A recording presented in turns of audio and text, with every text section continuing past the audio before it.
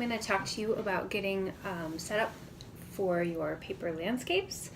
For supplies, the things you're going to need are a variety of different kinds of papers.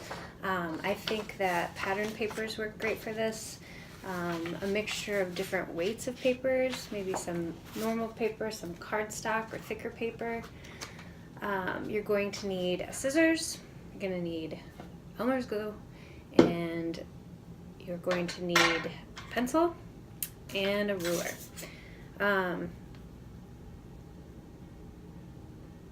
In order to do this, we also might want to do some patterning on paper. So for that, we're going to use marker, okay? I'm going to give you the option of adding a house to your landscape, like the one that I have here. And in that case, you'll need a template for the house as well. The one that I've got finished has this kind of traditional house, but I also have templates for a more modern house. And I think I'm going to use this for the next one that I start now. Let's first start talking about this finished one so we can see the components. Your challenge is really to think about how to create a variety of forms only out of paper. What I found the most challenging was attaching the paper, so we'll talk a lot about different techniques for attaching paper as well. There's ways that you can fold paper in order to create fringe, like this, grasses and fringe. You can cut it even thinner and do like a crumpled thing for that sort of effect. We can roll paper and get effects that way. Looks sort of like a little tree. Crumple paper. This is just crumpled and glued. Keep paper flat, cutting shapes out of it, or like this little river shape. What else do we have here? Shapes like the circle. And these patterns I did in marker. We can roll into a cone, or you can fold so you get kind of crazy shapes like this. So this isn't everything that you can do, but you can see kind of a variety here. Attaching, there's different ways to attach as well. In some cases here, I just had a base that was thick enough with this rolled paper that I just put a big blob of glue at the bottom and it stayed on. For shapes like these cones, it's a little trickier. I have tabs, like in this case, but the tabs are bent underneath and then the glue is put on that. So I've got tabs on these cones holding them in there. This piece with the like kind of grassy thing is folded. You can see there's a flat piece that's glued onto the bottom. And let's see, the crumpled paper, I just pushed it out so it's got a base there. And then I used a tab system here. I will give you some handouts that will talk about different ways of attaching as well. Let's see, I was just going to point something else out. What was it? Don't remember. When you're making these, I don't want you to think about creating a realistic landscape. You know, it should be surreal or fantasy. You know, I want you to really use your imagination and do it in your own unique way. The goal is really, how do we create 3D forms out of paper, out of a flat surface, and experiment with how you can do that, okay? All right, I'm gonna start step by step, so let me just get my stuff set up. Okay, so I'm going to give you a piece of cardboard that you're going to use as your base. So you'll have a square piece of cardboard. This is the base of your landscape. You can either cover this completely with paper. You could draw a design using marker, or you could do a combination of both. So I think for mine, I'm going to do a combination. I chose some patterned paper, and I like the idea of just cutting out some organic shapes. So remember, organic meaning not geometric, so not perfectly straight or measured shape, but a little more free-flowing. So I'm just cutting kind of a curvy shape out of this. It might begin to look like a lake or pond. But really, you know, I don't want it to be necessarily realistic, so whatever I decided that is. When you're using the glue, don't use too much, especially with these thinner papers, because they're gonna wrinkle and pucker, and you want it to be nice and flat. You could also, I always, as I'm gluing things, stick books and stuff on top of them to make sure that they're flat. Ugh. All right, this glue is dried out. Grab some new glue. In the meantime, on your house template, if you are choosing to use one of these, the solid lines that are printed are where you're going to be cutting. The dotted lines, if you can see those, are where you fold. So you can see there's some tabs in the template that will help you figure out where to glue the house. So I'm going to take a moment, cut this out, fold it. I also want to show you some tricks on folding. So pause. A couple other things I want to mention. Anytime that you're cutting something out, save your scraps. These could all be reused for something else. So every little piece could be made into something. I'm big into reduce, reusing, recycling, so don't throw anything away. I'll have a scrap box for you to collect whatever you don't use. On the houses, it might be a bit tricky. Just remember that you're cutting the lines that are solid, you're folding the lines that are dotted. So there's a couple of spots where it's going to be a little bit tricky, like with the door, it's got 3 solid lines, 1 dotted where it folds out. These black shapes I think can be cut out for a window. I haven't put this one together yet, but I'm going to leave them for now. When you're folding, in order to make a sharp fold, it helps to score it first. And what scoring means is like indenting where you want the paper to fold. I will probably have a few bone folders available for you to try. I don't have one that I can find in my house right now to demonstrate with. But one thing that I like to use is a scissors. Scissors open and then not on the sharp side of the blade, but on the dull side. So you need a ruler for this. Where did mine go? Get a little, oh, here we go.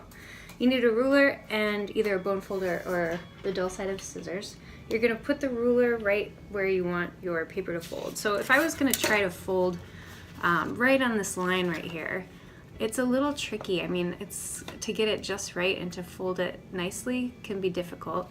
Depending on your paper too, if you've got a heavier cardstock, it is even more difficult. So I'm gonna take my ruler and line it up on the dotted line. I'm gonna take the dull side of the blade and I'm gonna go along the ruler and push down. So really all this is doing is making like a little bit of an indent. You're not gonna cut all the way through the paper. A bone folder is like a piece of plastic with a point on the end, and you just use the plastic point to create this indent. So I went all the way down this edge on the dotted line. I'm gonna do the same on this side. This is really helpful too for these little tabs. The little tabs are really difficult to fold right on.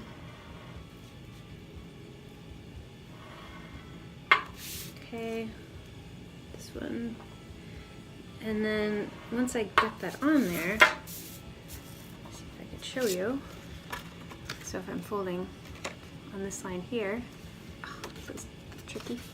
That angle's better. It will, fold really easily and it's really straight.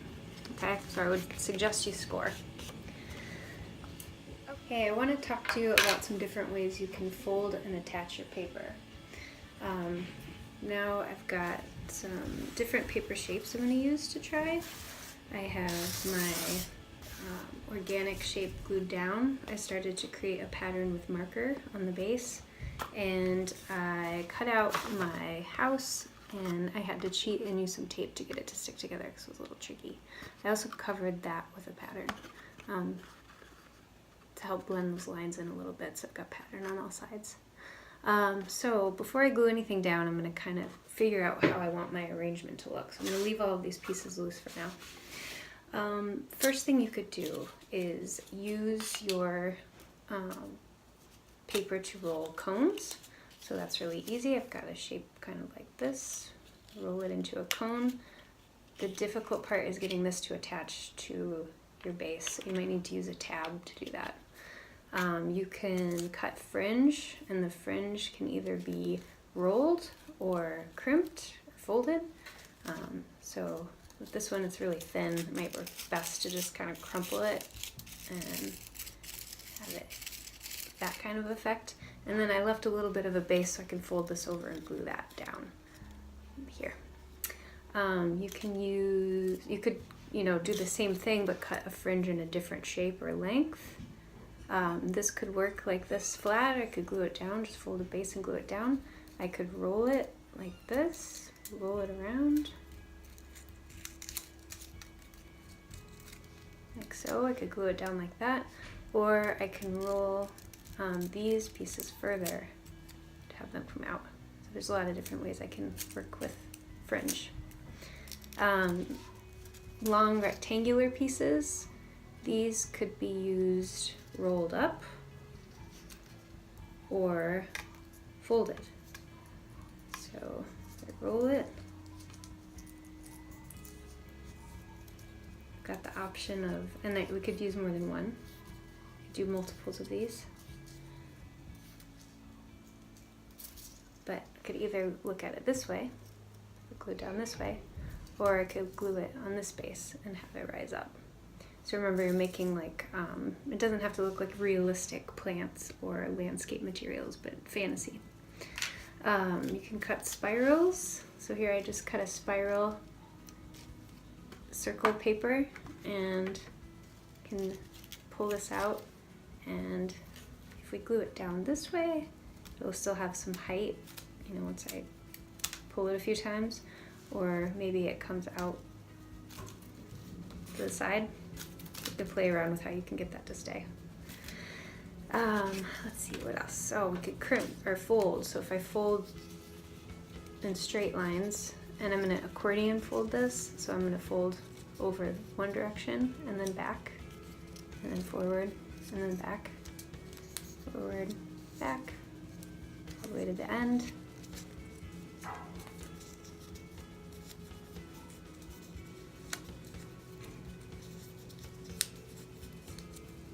And then, depending on how you want the shape to be, it could be just be vertical this way. Could loop it around like this and glue it down, or I could even glue down in the center so it comes out like a little flower. Okay. You can fold in straight lines and create triangle tent-like shapes, or I could do a fifth panel, do rectangular shapes.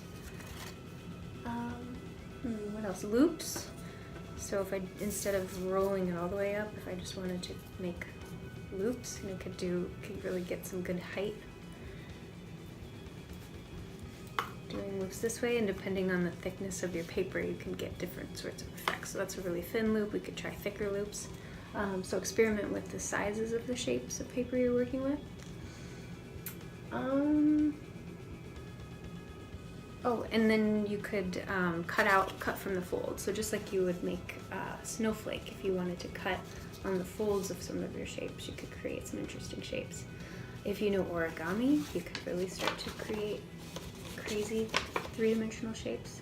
I might look for some easy origami shapes and handouts, instructions that I can give you. One good website is called origami-instructions.com if you want to use your tablet for that.